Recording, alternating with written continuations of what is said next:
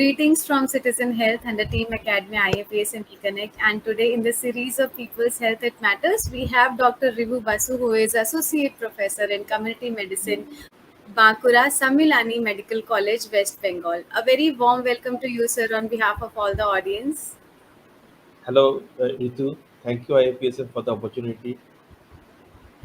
Thank you, sir. And today we are going to talk about a good lifestyle which can give you a good life also. So, without any delay, we would start the session. I would like to start you my first question, sir. That what do you think are the most important lifestyle factors that people should be aware of?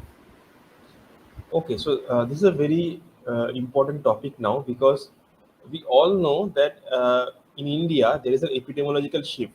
And what is that? There is a lot more non-communicable diseases than communicable diseases. Communicable diseases are those diseases which are transmitted from one person to another. Non-communicable diseases are diseases that are not transmittable from one person to another. So if you ask a person, random person in India, what are the problems, you will hear something like, I am having hypertension or high pressure, I am having diabetes or sugar, I am having some problem in lung like COPD, I am having obesity, okay, gastritis, some kinds of arthritis like low back pain, joint pains, etc. All of these are non-communicable diseases. So, when you look into the uh, factors causing non-communicable diseases, they are not any organisms. They are more of some risk factors. And what are those risk factors? If you look at these risk factors, they tend to be very common among the diseases. So, what are they? Firstly, is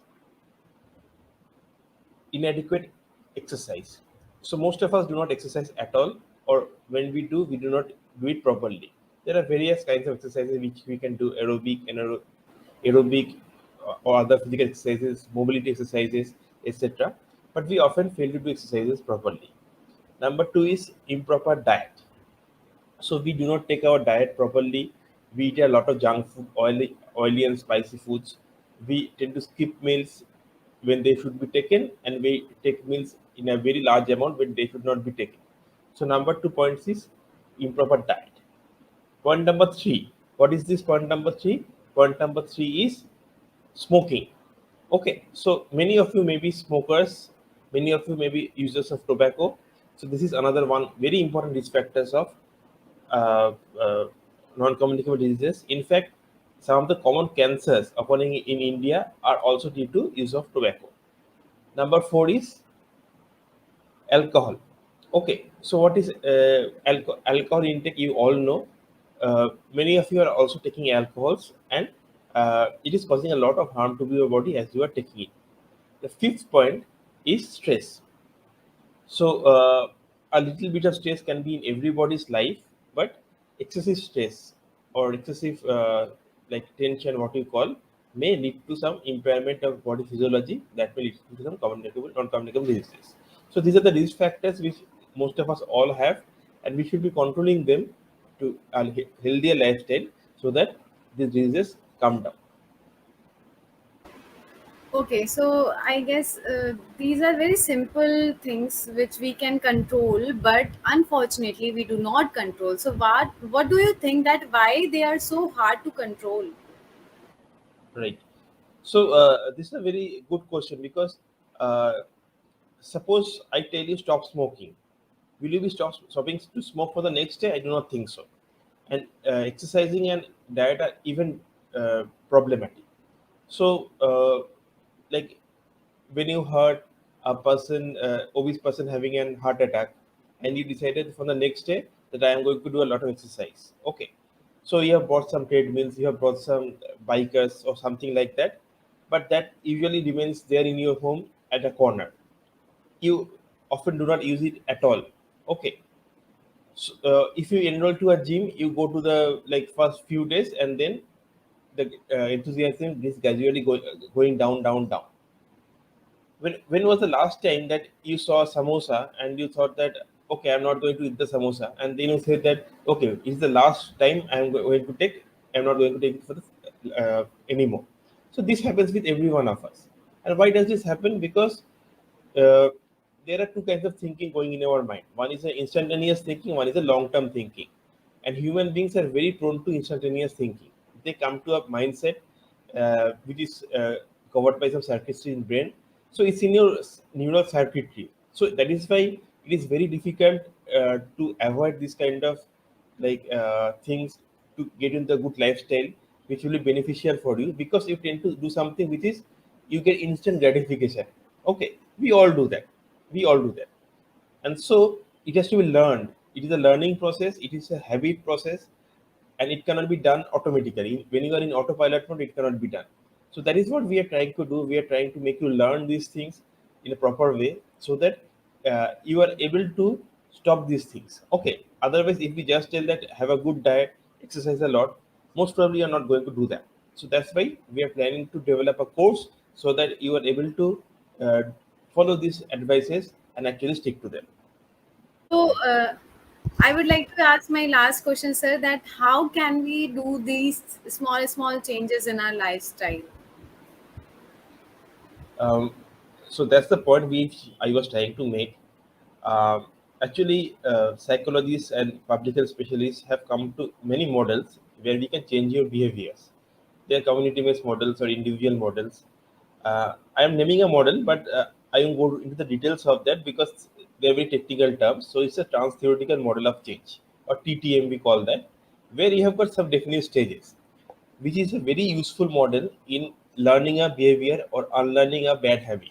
Okay, so there are some stages. So in the first stage, we assume that you even do not know that what you should change in your life. Okay, so many of you may not be aware of the harmful effects of a poor diet. I think most of you are aware of smoking and alcohol. I think so, but diet, exercise, many of you may not be knowing that. So it is our duty to make you aware of the harmful effects at first. But as I already said, that making only you aware will not solve the problem, because even we doctors, okay, we are aware of a good diet, but we often fail to take a good diet. Okay, so now you know that only making aware will not help you. So in the next stage, what we do is that we assess whether you are ready to make the change. You can be aware of something, but you may not be ready to make a change. So you must be ready to make the change, right? In the third stage, we give you some evidence based or some research based intervention, so that you can actually make the change. And this actually takes a very long time. Awareness is you can do by all sorts of things: TV, newspapers, personal talks, etc. And making you ready for the change. If we tell you about some harmful side effects of some smoking or alcohol, you will be ready to make the change also. But when we have to implement the change, it has to be a very long term process, tedious process, and very tough for you too. There are some techniques which you can use to stick to the change, so the change is then implemented. The fourth part is the most difficult part. So what is that? Maintaining the change.